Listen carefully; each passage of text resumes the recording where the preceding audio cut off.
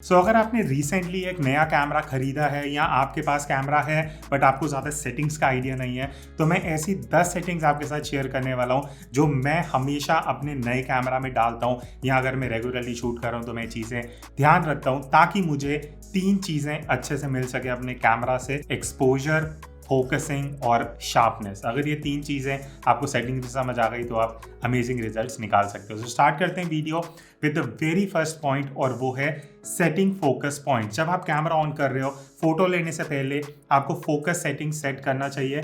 और focus point की जब हम बात करते हैं, नॉर्मली क्या होता है, जब आप अपना कैमरा को ऑन करते हो बाय डिफॉल्ट आप जब शटर बटन को हाफ प्रेस करते हो तो कैमरा के सारे फोकस पॉइंट्स एक्टिवेटेड होते हैं और वो कहीं पे भी फोकस कर लेते हैं। स्पेशली अगर कोई सब्जेक्ट कैमरा को पास दिख रहा है वो उसके ऊपर फोकस कर लेगा, बट हो सकता है आपको फोकस कहीं और करना है सीन में, बट कैमरा क्योंकि वो मशीन है उसे नहीं पता। तो आप कैमरा को बता सकते हो, बहुत सिंपल है। आपको डिपेंडिंग ऑन योर कैमरा आपको ऑप्शन मिल जाता है फोकस पॉइंट्स का, तो आप 1 पॉइंट फोकस सेलेक्ट कर सकते हो और 1 पॉइंट को, अगर आपके पास टच स्क्रीन है तो आप फोकस करके स्क्रीन में मूव कर सकते हो, या फिर आप मैनुअली अपना जॉयस्टिक या बटन्स को यूज करके जहां आपको फोकस चाहिए वहां पे आप सेट कर सकते हो। और एक और बहुत बढ़िया बेनिफिट इसका ये मिलता है कि जहां आपने फोकस रखा होगा ना, कैमरा सिर्फ वहां फोकस करेगा। अगर पूरे एरिया में उसके अलावा कहीं और कुछ भी बीच में सब्जेक्ट आ जाता है तो कैमरा फोकस हंट नहीं करेगा। ट्राई करना और मुझे कमेंट में जरूर बताना।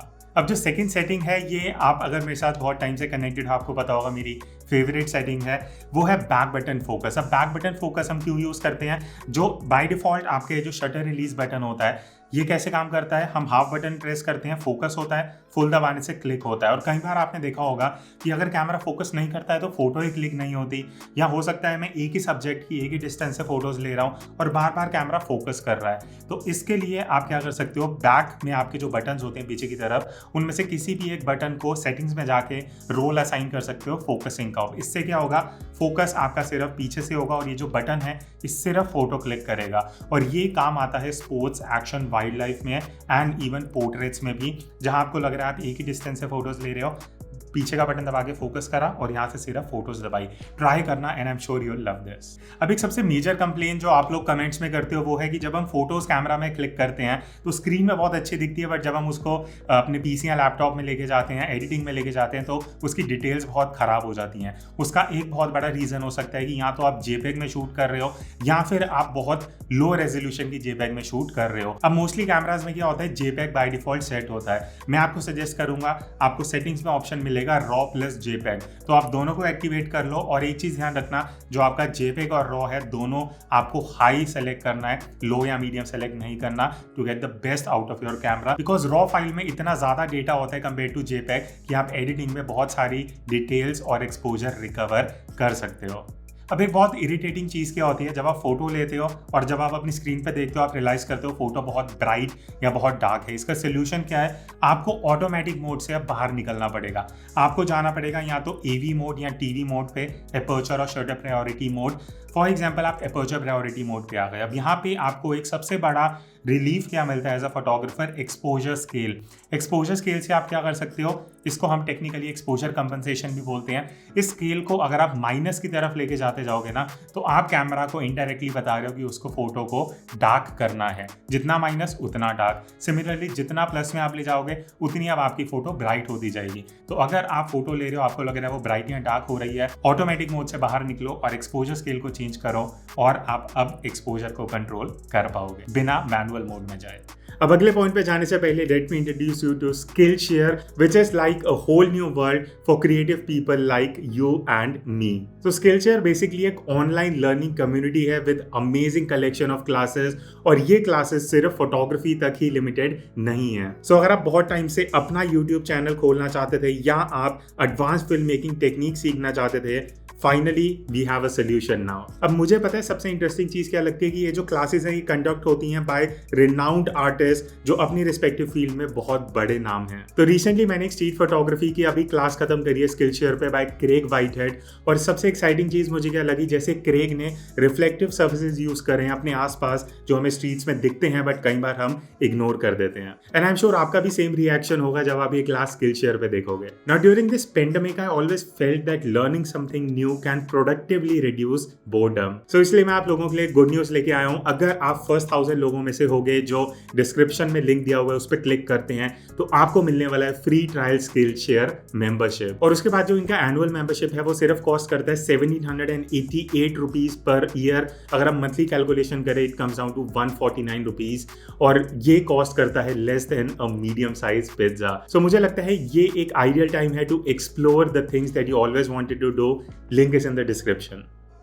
अब नेक्स्ट सेटिंग जो आपको ध्यान रखनी है ना, ये थोड़ा ध्यान से सुनना क्योंकि ये बहुत इंपॉर्टेंट है। बहुत बार क्या होता है जब हम फोटोज लेते हैं स्पेशली घर पे या लो लाइट सिचुएशन में, हमारा कैमरा थोड़ा सेमी ऑटो या ऑटोमेटिक पे होता है और जब हम क्लिक करते हैं फोटो तो फोटो में ना बहुत शेक आ जाता है। उसका एक मैं बहुत सिंपल सोल्यूशन बता रहा हूँ, आपको शटर स्पीड रूल को फॉलो करना है। अब ये शटर स्पीड रूल क्या होता है, बहुत सिंपल चीज़ है।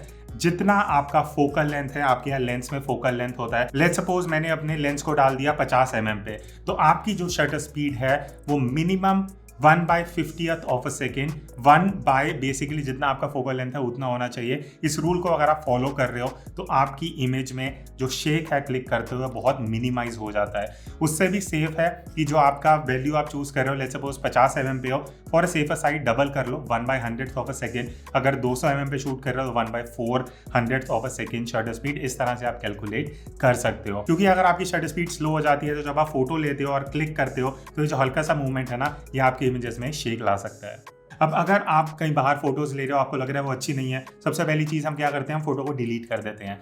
और दूसरी चीज़, अगर आपका कार्ड फुल हो रहा है आप उसको डिलीट कर देते हो।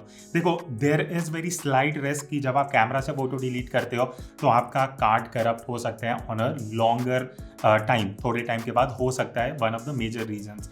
और जब आप अपना नया कार्ड लेते हो, कैमरा में डालते हो, उसको फॉर्मेट ज़रूर करना, बिकॉज वो आपके कैमरा के साथ कंपेटेबल हो जाता है and there are very less risk of that card getting corrupted. अब जो नेक्स्ट सेटिंग है वो आप में से कई लोगों के लिए एक हिडन सेटिंग हो सकती है। आप में से सबके ही कैमरा में कहीं ना कहीं आपको मेन्यू में एक ऑप्शन दिखेगा जहां पे आप अपने ISO और शटर स्पीड का जो लिमिट है वो सेट कर सकते हो सकता है दोनों हो या एक ना एक तो जरूर होगा। तो आप मेन्यू में जाके, लेट्स सपोज आप अगर अच्छी खासी लाइटिंग में शूट कर रहे हो तो आप अपने ISO को लिमिट कर सकते हो। ऑन एन एवरेज 1600 ISO आप अपर लिमिट सेट कर सकते हो। सिमिलरली अगर आपको लग रहा है कि आप लो लाइट सिचुएशन में शूट कर रहे हो और आपका जो कैमरा है वो आपकी इमेजेस बहुत शेकी कर रहा है बिकॉज वो शटर स्पीड को बहुत स्लो कर रहा है, तो आप अपने ISO की लिमिट को बढ़ा सकते हो, मैक्सिमम कर दो। उस सिचुएशन में क्या होगा, आपका अब जो कैमरा है वो ISO को प्रेफरेंस देगा और आपकी शटर स्पीड को फास्ट कर देगा, resulting in sharper images, but थोड़े बहुत ग्रेन्स आ जाएंगे। दूसरी चीज़, आप अपनी शटर स्पीड को भी कंट्रोल कर सकते हो। सिमिलरली जैसे आप फोटोज ले रहे हो घर पे, आपको लग रहा है आपकी इमेज में शेक आ रहा है, तो आपने minimum shutter speed 1/60 let's suppose set कर दी, तो 1/60th ऑफ अ सेकंड से अब आपकी शटर स्पीड नीचे आएगी ही नहीं और कैमरा क्या करेगा, ISO को बढ़ा देगा, तो आपकी जो इमेज है वो ग्रेन ही आएगी बट शेक ही नहीं आएगी। अब जो अगली सेटिंग में बताने वाला हूँ वो आप में से कई लोगों को बहुत अनोइंग लगता होगा कि जब भी हम फोटो लेते हैं उसके बाद 2 सेकंड के लिए एक फोटो प्रीव्यू आ जाता है जब भी आप फोटो ले रहे हो। अब वो बैटरी भी कंज्यूम करता है, एट द सेम टाइम जब आप फोटो ले रहे हो बार बार आपकी LCD स्क्रीन ऑन होती है।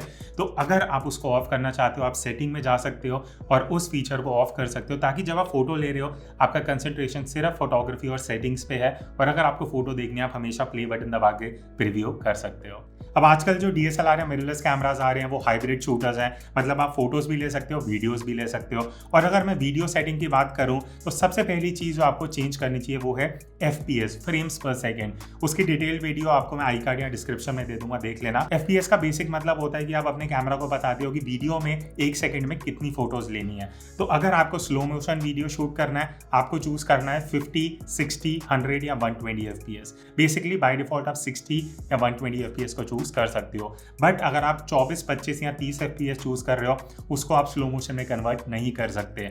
सिमिलरली अगर आपको इस तरह की वीडियोस बनानी है जो मैं बनाता हूँ, आइडियल FPS होगा 24, 25 या 30। अब हो सकता है कि आप अपने कैमरा से लॉन्ग एक्सपोजर फोटोज लेते हो और कैमरा को ट्राइपॉड पे रखते हो फिर भी आपकी फोटो में शेक आता है। उसका बहुत बड़ा रीजन होता है कि आप अपने लेंस में इमेज स्टेबलाइजेशन या ये जो स्टेबलाइजेशन का स्विच है इसको ऑन पे रखते हो। जब आपका कैमरा ट्राइपॉड पे है आपको इसको ऑफ पे रखना चाहिए आइडियली, बिकॉज स्टेबलाइजेशन जब ऑन होता है लेंस के अंदर वाइब्रेशंस होती हैं जो कैमरा में ट्रांसफर होती हैं, जिसकी वजह से इमेज में स्लाइट शेक आ सकता है। तो इसको अगर आप ऑफ रखोगे ट्राइपॉड पे रख के तो आपका जो वो वाइब्रेशन है वो रिड्यूस हो सकता है।